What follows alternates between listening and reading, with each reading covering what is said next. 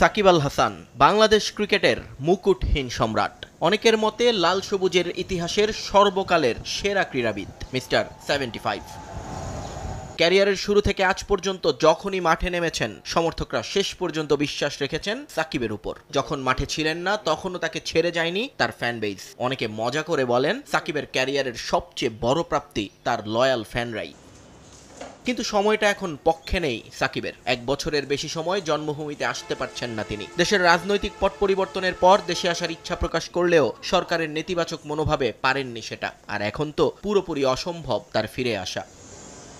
যদিও এসবের ধার কখনোই ধারেনি সাকিবের সমর্থকরা। চরম বৈরী সময়েও তারা বারবার সাকিব সাকিব চিৎকারে প্রকম্পিত করেছেন দেশের বিভিন্ন স্টেডিয়ামের আকাশ বাতাস। ব্যানার প্ল্যাকার্ড নিয়ে এসেছেন মাঠে, কিন্তু সেখানেই বাধে বিপত্তি। নিরাপত্তা কর্মীদের রোষানলে পড়তে হয় তাদের। সাকিবের নামাঙ্কিত ব্যানার প্ল্যাকার্ড কেড়ে নেওয়া হয় হাত থেকে। অভিযোগ ছিল, ব্যানার নিয়ে ঢুকতে চাওয়ায় অনেকেই শারীরিকভাবে লাঞ্ছনারও শিকার হয়েছেন স্টেডিয়ামের গেটে। যেন সরকার এবং বিসিবির সাইলেন্ট এক নিষেধাজ্ঞা চলছিল সাকিবের উপর। যদিও প্রতিবারই এ বিষয়ে নিজেদের কিছুই করার নেই বলে আত্মসমর্পণ করত বিসিবি কর্তারা।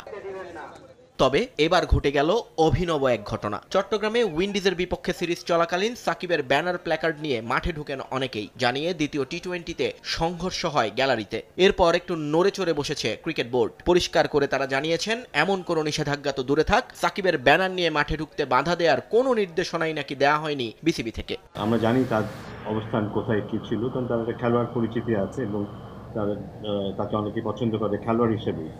হয়তো রাজনীতিতে তার অবস্থান নিয়ে বিভিন্ন রকম কথা আছে এবং থাকবে, এটা স্বাভাবিক, কিন্তু তার খেলোয়াড় পরিচিতিটা তাকে যথেষ্ট পপুলার করেছে এবং তাকে অনেক পছন্দ করে, সেই হিসেবে তার ছবি নিয়ে আসতে পারে। তবে সংঘর্ষের ঘটনা থানা পুলিশ পর্যন্ত গড়া নয়, এবার হয়তো একটু বিব্রত বিসিবি। তাই ভবিষ্যতে যাতে এ ধরনের কিছু না ঘটে সে বিষয়ে সিকিউরিটি বিভাগকে নির্দেশ দেওয়া হবে বলেও নিশ্চয়তা দিয়েছেন বিসিবি কর্তারা। সিকিউরিটি চেয়ারম্যান যে আছেন বা প্রেসিডেন্ট মহোদয়ের সাথে আমরা কথা বলে দেখবো, আমি জানি না এটা আমার মনে হয় আমরা আপনারা তুলেছেন, ইনভেস্টিগেট। হ্যাঁ, কারণ আমি জানতামও না যে এটার কথা। লেটস ইনভেস্টিগেট করে আমরা পরে জানতে পারবেন। চট্টগ্রামের ঘটনায় স্টেডিয়াম থেকে 6 জনকে আটক করেছিল পুলিশ। পরে মুচলেকা দিয়ে 3 জনকে ছেড়ে দেওয়া হয়েছে বলে জানিয়েছেন তারা। বাকি 3 জনকে আদালতের আদেশে পাঠানো হয়েছে কারাগারে।